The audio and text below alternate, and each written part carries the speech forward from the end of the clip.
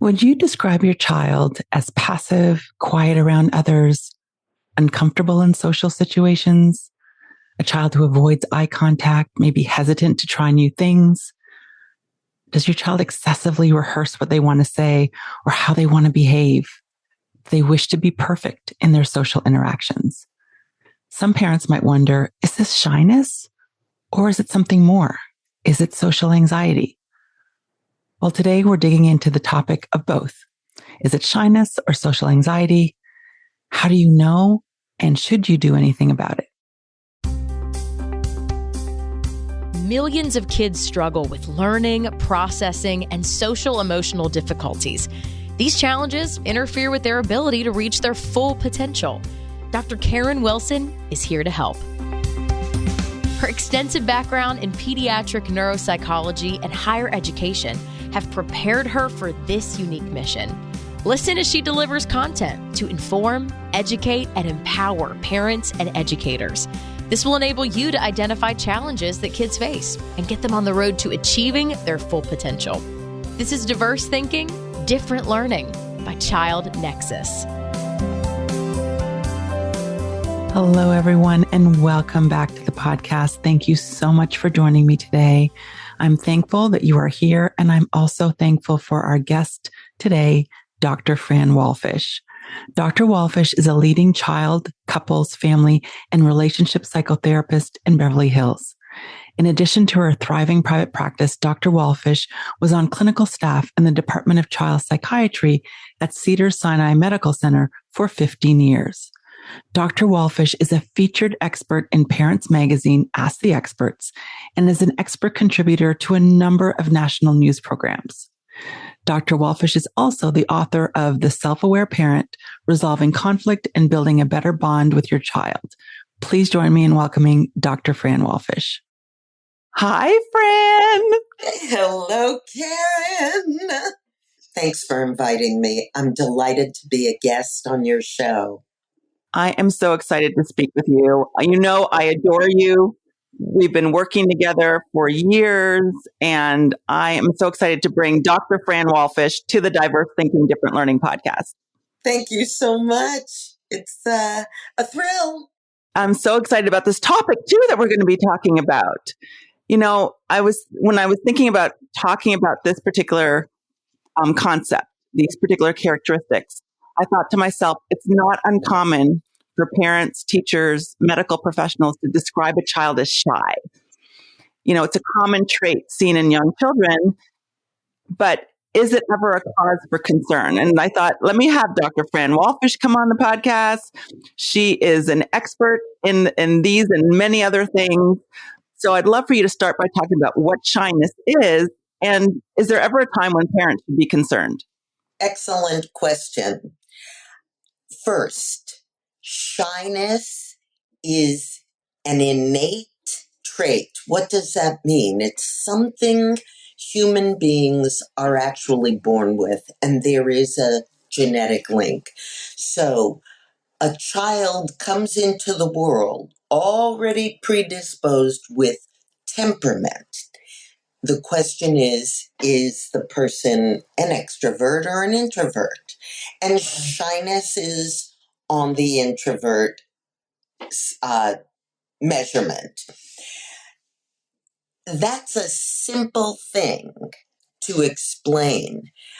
However, there are many factors that go into shaping a child, whether they are shy or outgoing, and those things can become issues and can even qualify for a diagnosis depending on what they are. For example, you asked specifically about children. So shyness can look like anxiety. What is anxiety? And by the way, I'm going to talk all over the place because this is like stew or soup. There's so many ingredients that go into what shapes a human's personality and behavior. So the kind of things that go layered on top of temperament are how a child's raised by mom and dad, the messages that are either directly or indirectly put on the child. So, what does that mean? I've seen many, many kids who are born shy, but in time, given a supportive, responsive adult, that shy child can warm up and come out of his or her shell and be very friendly, even in a group situation if they have one or two friends they're linked to. I've seen, on the other hand, shy kids who are given messages such as the pressure to speak up. Come on, Sally, say hi to the baker. Give the butcher a high five. He's talking to you. Answer him. Give grandma a kiss and a hug, where a shy child is not comfortable necessarily doing that. So if a child is pressured, a couple of things can happen. One, they can clam up and freeze under the pressure and get stuck in an anxious place. The comfort level must be led by the child, not the parents or the teacher or the adult. So it cannot be to prevent shame and humiliation publicly for the parent. If Sally doesn't say hi to the butcher or baker, mom has to get comfortable with that and say, Sally is working on saying hi to strangers, and today I'm going to say hi to you for her. One day soon, Sally will be able to say hi for herself. So that's one example. There are other examples. What if you have a young preschooler who already is overeating, using food as a way of managing anxiety and comfort, and the parent says, don't eat that chocolate chip cookie, or one's enough, you don't have to take three. Um, uh, why are you eating the cookies? You'll gain weight or you could get fat. Well, what that does is when the child feels pressured about their self-consciousness, it can create a sense of humiliation and shame. Because now when I get nervous, I eat, and so there's humiliation. And that's when something can lead to a certain kind of social anxiety. And there are all these, in our manual, the Bible of diagnoses, now the DSM-5, there are all kinds of labels that I'm not thrilled about, but they're there for parents to recoup money from therapeutic services. But a social anxiety is not genetic. It is not something people are born with. It is experiential. It's learned via experience from the messages we're given from those we love and hold important, like parents, grandparents, teachers, even an older sibling. Or even a younger same age sibling, the messages of, am I good enough just as I am? A quiet person who takes in the environment and waits until I feel safe and comfortable and cozy before I come out of my shell and expose my vulnerability. It seems that the experiences of shyness and social anxiety are very similar. And maybe even that shyness is a mild version of social anxiety, or it puts an individual at risk for developing social anxiety based on what you're saying because of the experiences they have. Excellent point. And I agree with you. So here's how I see it. Having seen so many, literally thousands of children, what I've seen is any child or adult who has social anxiety disorder came in with a shy temperament. The opposite is not necessarily true. Not all shy people have or lead to social anxiety disorder. On the flip side, not to confuse the audience, but I've seen a lot of extroverted people who also have some social anxiety. And why? Because they were imprinted with those same messages of, if you are watched and scrutinized by other people, you are at risk for personal criticism and a sense of not being good enough. And that's why, of course, parenting is so crucial, and you and I are in this field to help teach parents how to deal with different personality styles, different temperaments, and never to push or force. Right. And that's such an important point, because I think, like you were saying, we have well-meaning parents who want to encourage their kids to be social, to interact with people, to have what they believe is an appropriate response or appropriate interaction with others. But when they see that their kids might be more reticent, they tend to jump in and try and fix what they see as a problem. Exactly. That's exactly right. And your point is so true. It's only coming out of well-meaning parents who are pained by the fact that maybe their child's an outsider socially, doesn't have a best friend or someone they can lean on when they go to school or birthday parties. And it hurts many parents to see that, but also there is a percentage of parents who themselves feel embarrassed by their children's behavior, and we have to help them separate. You are you, and you may have 4 children, and each one has a different temperament and a different need. And one of the keys to good parenting is learning to tune in to each individual child. There is no one recipe or formula for everybody.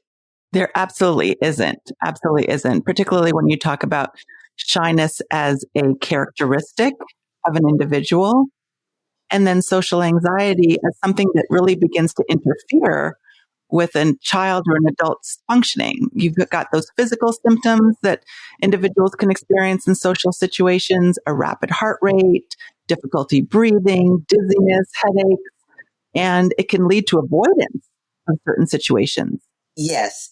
And adults who have a social anxiety disorder have increased or escalated symptoms of those that you just listed: the increased heart rate, sweating, dizziness. We see in children a little bit of that makes a red flag come up, but in adults, the bar goes higher. You know, Dr. Wilson, I was going to mention there's another diagnosis that is not unusual for children, particular girls. It's called selective mutism. It's still in the manual of diagnoses. And that also is a confusing presentation in children. What is that? Well, it's I think, like a first cousin to what we're talking about, but it's a little bit different because selective mutism is exactly what it sounds like. It's a child who is born most likely with a shy temperament. That's what I've seen. They're all shy. But in addition, there's been pressure from one or both parents to speak. And shy kids tend to be quiet and not talk. And the pressure from, let's say, for example, a mother who is there generally more frequently than the dad. Not always, but generally. Let's say the mom pressures the child who's going to preschool. Say hi to your teacher. Say hi to Johnny in the class. Give a handshake, something like that, and the child's not ready. What happens in the child is the following.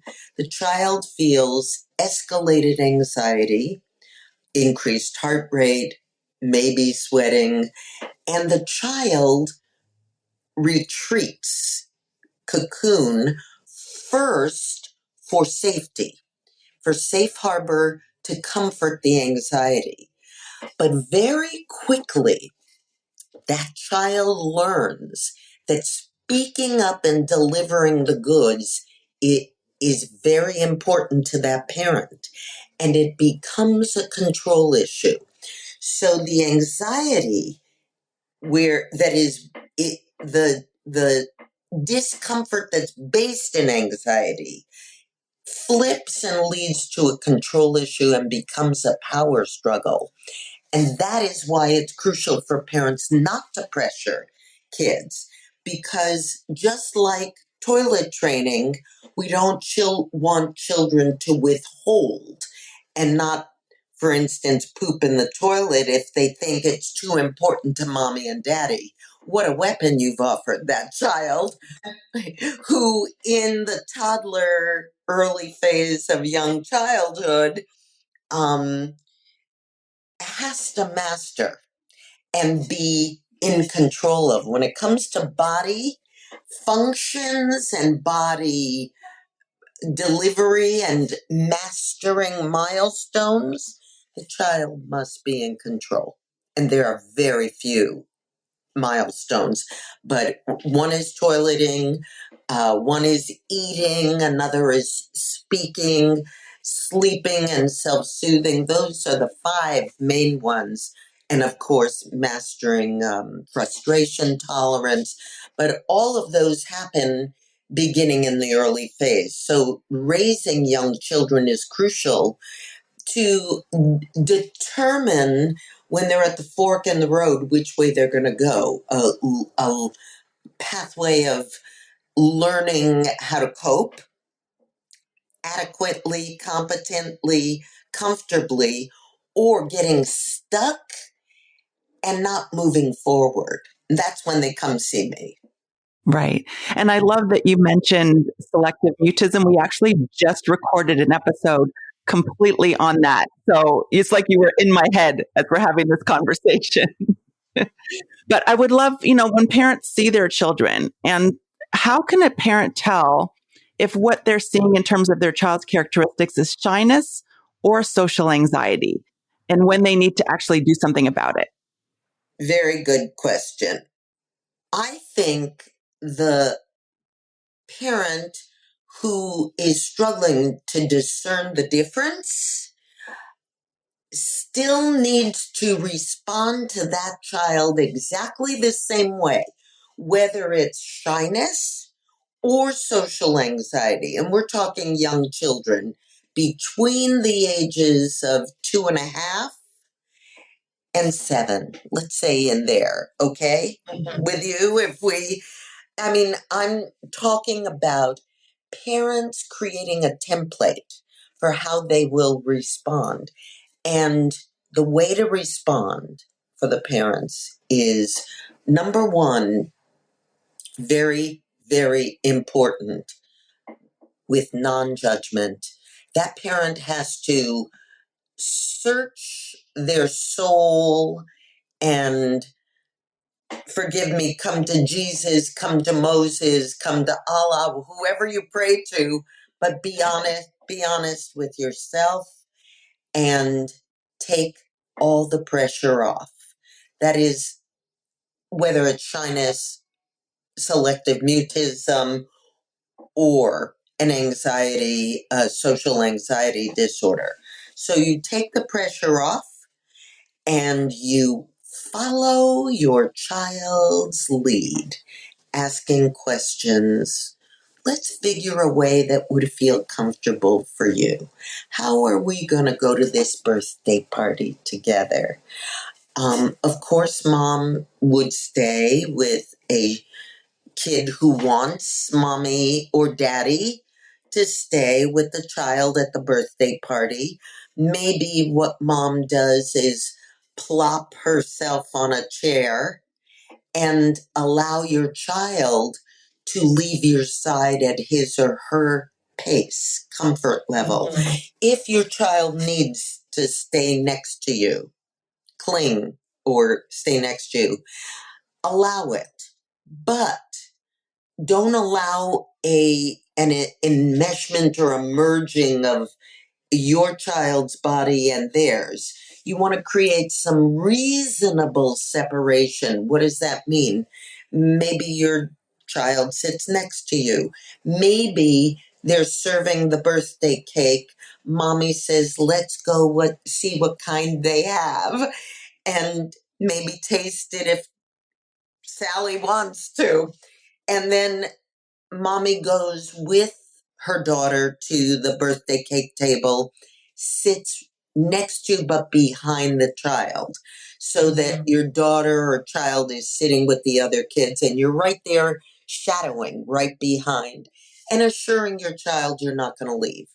You know, kids are very, very sensitive to, if the parent really wants that kid to separate, your child will laser sharp read it in your body language, in your physical muscle tension. Don't try to trick your kids. Sign up. You're there till they are comfortable leaving you. So what am I saying by being non-judgmental? Here's what every child wants and needs and deserves. And P.S. grown-ups are kids in grown-up body, but we all want this. And that is to be seen, acknowledged, validated, and accepted, flaws and all. And all of us have flaws. They're just a little different from each other. So the reason it has to be non-judgmental and non-forced and non-pushed is so that your child feels, I'm good enough, even if I'm not outgoing like my mom or dad, even if I am quiet and shy, different from my twin brother. Everyone wants and needs and deserves to feel accepted. Why? Because that equals love. And that's the template for the kind of spouse your partner will go out and choose. If you're critical, they'll find someone who criticizes them because it's familiar. We don't want that. No, we don't want that. And you've made such great points about how to support our kids. And acceptance is such a big one, and safety is another one, validation. And when parents are concerned, when the things that they are doing are not working and their kids are struggling, obviously psychotherapy can help. I know that I've referred kids to you and I've seen the transformation that can take place, particularly when you're working with kids and their parents. Are there things that parents and educators can do in addition to psychotherapy for a child to help a child with social anxiety? Absolutely. So I just pulled out a note because I've written about this. And here are some of the things parents can do. And I honestly think they're good to use even for a kid who doesn't have social anxiety. They're just good tips. So, the first thing parents have to do is know themselves. So take an honest look within and know who you are and face truthfully the messages you were given from your parents, because I promise you, under stress, what does stress mean? That means the parent wants the kid to do something and the kid doesn't want to. Under stress, we automatically revert to the kind of things our parents did to us if you don't have an alternative plan in place. The other thing is parents should try to partner up with someone who's non-judgmental and supportive and understanding, and hopefully that's your spouse. If it isn't, maybe it's a school teacher or a pastor or rabbi or a best friend or anyone who they can talk to and feel they're not judged.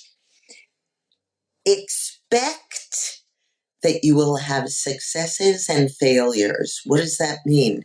Your kid's not always going to be able to deliver your expectations, and you've got to be ready to not fall into a deep disappointment or letdown. Your child will pick up every one of those feelings and cues. Know that your own anxiety is temporary and so is your child's. It will pass. And that's really important because a lot of parents get scared. Oh my God, this is how it's always going to be. And that is so not true. I was invited once to my most severe case of selective mutism. I worked with a child from age 5 through 8, a solid 3 years, and she improved so much. I got invited to her bat mitzvah when she was 12, and she played the violin for the whole audience. She didn't feel ready to talk. But this was a little girl who would cringe and hide if the parents took her photograph. She stood in front of the group of people and couldn't speak publicly, but she was able to play a song on the violin, and that was a huge success. Parents need to have a plan in place and not waffle back and forth, because your child will pick up the insecurity. Praise yourself for having the courage to let go of control. Most parents feel a sense of helplessness when they are motivated to control or lead the child.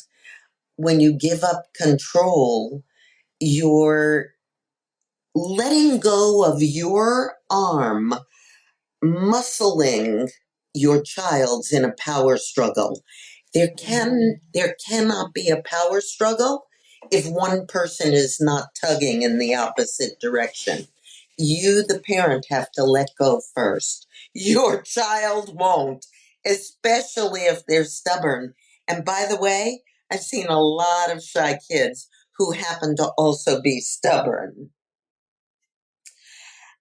Also, parents need to recognize in themselves and in the child if there's truly a legitimate reason to worry or panic.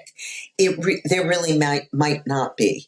It could be just a matter of getting used to warming up to a situation or a person. They can invite a strange child over for a play date. Make it short to build in success. Maybe you and your child and the visiting child play date bake cookies and eat them. Make it short, sweet, and fun so your child can turn around and say, hey, that wasn't so bad. Okay, I'll try it again. Parents need to create a silent inner dialogue of calming and settling themselves. And so that they can say out loud to their child, I know this is hard for you. Listen, it's hard for mom and dad sometimes too, but we will get through this together. That is the message. Every child feels comforted by knowing they're not alone. And for the parents, they need to expect success in slow, small increments. It's not going to change overnight. It's going to be a gradual process. And parents need to first accept themselves so that they, with flaws, boo-boos and all, so they can accept their children as imperfect beings, because none of us are perfect. Finally, if a parent sees their child freeze, really look frightened, crying jags of long periods of, I can't go, I don't make me go, begging, I can't do it, then it's time to search for a good referral. Parents can get referrals from their pediatrician, from a school administrator or teacher, or most commonly from another parent who's had a success with a good child psychologist, child psychiatrist. And finally, I want to say to parents, be careful. This is my own thing. Be careful with a psychiatrist or a doctor who wants to be a little too quick to write a prescription for anti-anxiety medication for a child. And the reason I say that is the following. These are very young children we're talking about in the early years, under 7. And so many times I've seen a good psychotherapy can really help improve this situation without medication. So why resort to what I feel is the last option if there are other things that can help your child? But don't throw your child into a social group and force them to attend. That's like throwing your kid in the deep end of the pool filled with ice water. It's too much of a shock and a burden too quick. Fran, these have been incredible tips for parents. So incredibly helpful, wonderful conversation. I know today we're talking about shyness and social anxiety, but you're involved in so many different things. If parents want to learn more about you and the projects you're working on, what is the best way for them to connect with you? Parents can look at my website, which is drfranwalfish.com. It's spelled DR, no period, FranWalfish.com. Or they can email me at franwalfish@me.com. That's FranWalfish@me.com, and I'll be more than glad to respond. Fran, Dr. Walfish, thank you so much for being here. It is my absolute pleasure. And I will definitely put all your contact information in the show notes, and we will be in touch very soon. Thank you. Karen, my dear respected colleague and friend, I'm going to tear up. It's been decades that we've collaborated. I respect you. I absolutely adore you. You have evaluated neuropsychologically hundreds of children we've worked with together. I have the highest regard for you. It's my pleasure and honor and humble privilege to be on your show today. I look forward to more in the future. I do too. Thank you so much. Thank you so much for joining me today for this conversation with Dr. Fran Walfish. To learn more about her, be sure to check out the show notes and connect with her directly. I hope that you enjoyed this episode. If you have, please let me know. Email me at drkiwilson@childnexus.com or DM me on Instagram at childnexuscommunity. Thanks so much for listening, and I'll see you next time. Thanks for listening to Diverse Thinking, Different Learning by Child Nexus. For more resources, visit us online at childnexus.com.